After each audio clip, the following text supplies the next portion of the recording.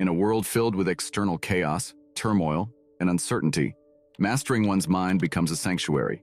One philosophy in particular stands out as a guide to this mastery: Stoicism. Originating from ancient Greece, Stoicism is not just a philosophy, it's a way of life. Its teachings are centered around the idea that while we cannot control everything that happens to us, we can control how we respond. Seneca, Epictetus, Marcus Aurelius. These are not just names of ancient philosophers. They were practitioners of Stoicism, and their teachings continue to inspire millions around the world. Seneca, a Roman statesman, philosopher, and dramatist, was not just an advisor to Emperor Nero, but also a guiding light in the realm of Stoicism. His letters to Lucilius tackle moral issues, philosophical reflections, and advice, forming the bedrock of Stoic philosophy. He preached the virtues of rationality and self-control, advocating for acceptance of the immutable and a focus on influencing the changeable.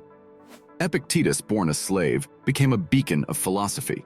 His teachings, recorded by his student Arrian in the Discourses and Enchiridion, underscore the importance of discerning between what's in our control, our thoughts, desires, opinions, and what's not, actions of others, external events.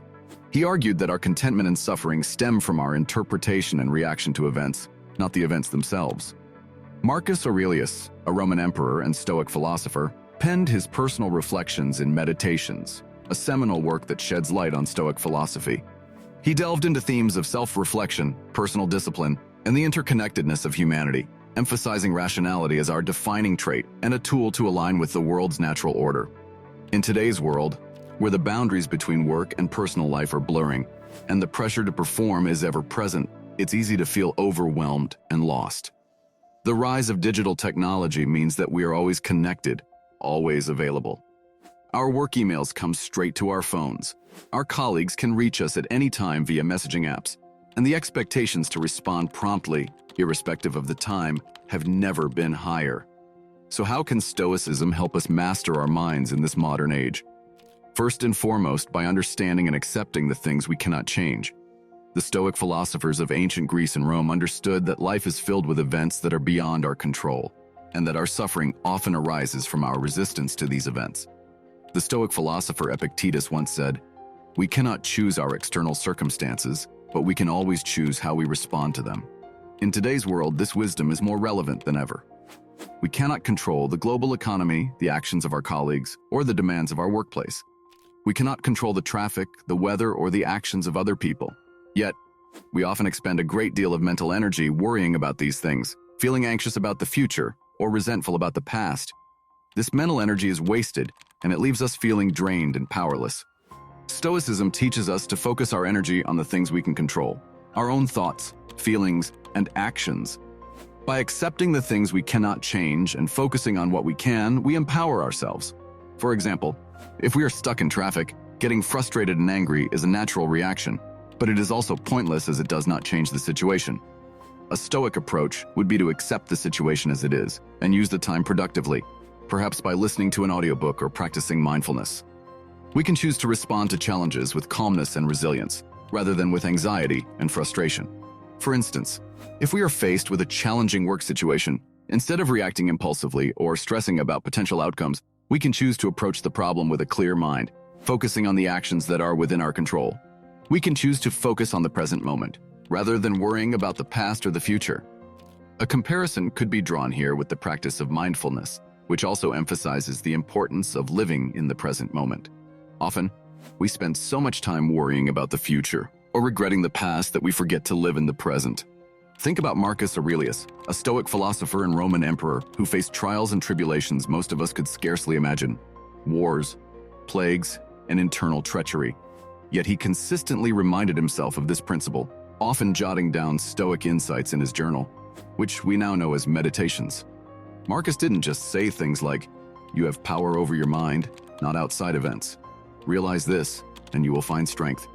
He lived it, focusing on the governance of his own mind and actions amidst chaos. And it's not just Stoics who echo this wisdom. Even modern psychology points to the benefits of focusing on what we can control. Cognitive behavioral therapy, for example, aims to help people identify and change destructive or disturbing thought patterns that have a negative influence on behavior and emotions. The objective is the same: Reclaim control over your own thoughts and actions, which are the true realms of your sovereignty. If we look to Seneca, another Stoic philosopher, we find further support. He advised us not to be upset by what happens to us, but rather by our opinion of what happens. In other words, if you're unhappy, it's not the external events causing that unhappiness.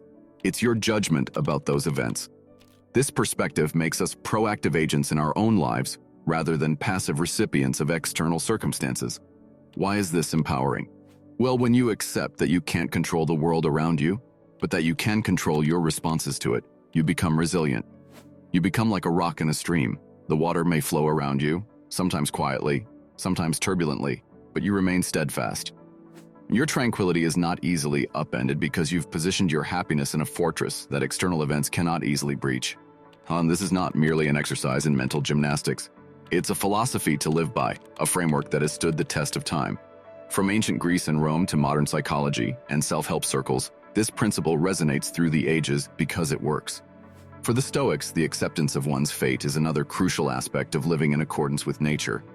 Everything that happens is determined by the natural order of the universe, and therefore, it is necessary and should be accepted. Amor fati is about fully embracing our lives with all its ups and downs, successes and failures. It is about accepting our past, being content with our present, and having a positive attitude towards our future. The philosopher Friedrich Nietzsche, although not a Stoic, was also a significant proponent of amor fati. He wrote, "I want to learn more and more to see as beautiful what is necessary in things. Then I shall be one of those who make things beautiful. Amor fati. Let that be my love henceforth." Nietzsche believed that to achieve greatness, one must not only accept but also love one's fate, including all the hardships that come with it. Amor fati does not mean being passive or resigned to one's fate. On the contrary, it is about actively embracing one's life and taking responsibility for it. It is about recognizing that every experience, whether positive or negative, contributes to who we are and can be a source of growth and wisdom. It's about seeing the beauty in everything and being grateful for it. A man is unhappy because he does not know he is happy. It is only that. Seneca. In other words, happiness is a state of mind, and we have the power to choose it. Let us not be the architects of our own suffering, but rather the architects of our own happiness. The choice ultimately is ours,